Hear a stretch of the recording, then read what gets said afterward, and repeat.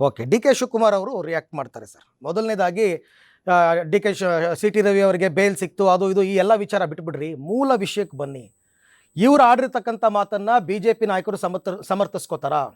ನಮ್ಮದು ಸಂಸ್ಕೃತಿ ಉಳ್ಳಂತಹ ಪಕ್ಷ ಅಂತ ಹೇಳ್ತಾರೆ. ಇವರ ಸಂಸ್ಕೃತಿ ಪರಂಪರೆ ಎಲ್ಲಿ ಹೋಯ್ತು? ಒಬ್ಬ ಮಹಿಳೆಗೆ ಇವರು ಬೆಲೆ ಕೊಡಲ್ಲ, ಅದ್ರ ಬಗ್ಗೆ ಚರ್ಚೆ ಮಾಡಿ ಅಂತ ಪದೇ ಪದೇ ಪದೇ ಪದೇ ಡಿ ಕೆ ಶಿವಕುಮಾರ್ ಅವರು ಆಗ್ರಹ ಮಾಡ್ತಾ ಇದ್ದಾರೆ. ಈಗ ಅವರು ಡಿ ಕೆ ಶಿವಕುಮಾರ್ ಅವರು ಕಾನೂನನ್ನು ಗೌರವಿಸೋರ, ನಿಯಮಾವಳಿಗಳ ಬಗ್ಗೆ ಗೌರವ ಇದೆಯಾ? ಗೌರವ ಇದ್ದರೆ ಸಭಾಧ್ಯಕ್ಷರಿಗೆ ಅವ್ರ ಹತ್ರ ಇರೋ ದಾಖಲೆಗಳ ಸಮೇತ ಹೋಗಿ ದೂರು ಕೊಡಬೇಕು. ಗೌರವ ಇದ್ದರೆ ಸಭಾಧ್ಯಕ್ಷರು ಏನು ರೂಲಿಂಗ್ ಕೊಡ್ತಾರೆ ಅದಕ್ಕೆ ನಾನು ಬದ್ಧ ಇದ್ದೀನಿ. ಸಭಾಧ್ಯಕ್ಷರಿಗೆ ರೂಲಿಂಗ್ ಕೊಟ್ಟಿದ್ದಾರೆ ಹೌದು ಈ ವಿಷಯದಲ್ಲಿ. ಆಮೇಲೆ ಇವ್ರೇನು ನಡ್ಕೊಂಡ್ರು? ಡಿ ಕೆ ಶಿವಕುಮಾರ್ ಅವರು ತೋಳು ಮಡ್ಚಿ ಬಾರೋ ಏನೋ ನೀನು ತಿಳ್ಕೊಂಡಿದೀಯಾ ಅಂತ ಅಲ್ಲಿ ಕಡ್ದು ರೂಲಿಂಗ್ ಕೊಟ್ಟ ಮೇಲೆ ಅರ್ಜರ್ನ್ ಆದಮೇಲೆ ನೀವದು ವಿಜುವಲ್ ಸಿಗುತ್ತೆ.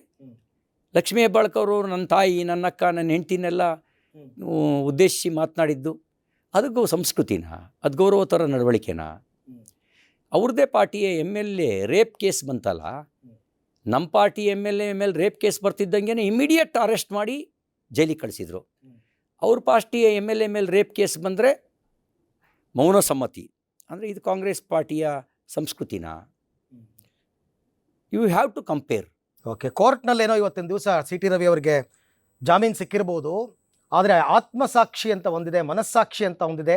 ಸಿ ಟಿ ರವಿ ಅವರು ಅವ್ರ ಆತ್ಮಸಾಕ್ಷಿಯನ್ನು ಕೇಳ್ಕೊಳ್ಳಿ, ಆಗ ಗೊತ್ತಾಗುತ್ತೆ ಏನು ಸತ್ಯ ಅಂತಂದ್ಬಿಟ್ಟು. ಖಂಡಿತವಾಗಿಯೂ ಕೂಡ ನಾವು ಅಂತರಾತ್ಮ ಮತ್ತು ಪರಮಾತ್ಮನಿಗೆ ಮೋಸ ಮಾಡೋಕ್ಕಾಗಲ್ಲ. ಮತ್ತು ನಾನು ಯಾವಾಗಲೂ ನನ್ನನ್ನು ನಾನು ರಿಯಲೈಸ್ ಮಾಡ್ಕೊಳ್ತೀನಿ. ನನ್ನ ದಿನದ ಕಾರ್ಯಚಟುವಟಿಕೆಗಳನ್ನು ಒಂದು ಕ್ಷಣವಾದರೂ ಅವಲೋಕನ ಮಾಡ್ಕೊಳ್ತೀನಿ. ಅವಲೋಕನ ಮಾಡಿಕೊಂಡು ತಪ್ಪಾಗಿದೆ, ನನ್ನಿಂದ ಇದಾಗಬಾರ್ದಿತ್ತು ಅಂತೀನಿ. ನನ್ನ ಸ್ಟೇಟ್ಮೆಂಟ್ನ ಒಂದು ಸರಿ ನೋಡಿ ಹಿಂಗೆ ಮಾತಾಡಿದ್ದು ಸರಿಯಾಯಿತು ಅಂತಲೂ ಅನ್ಕೋತೀನಿ, ಮಾತಾಡಬಾರ್ದಿತ್ತು ಅಂತಲೂ ಅನ್ಕೋತೀನಿ.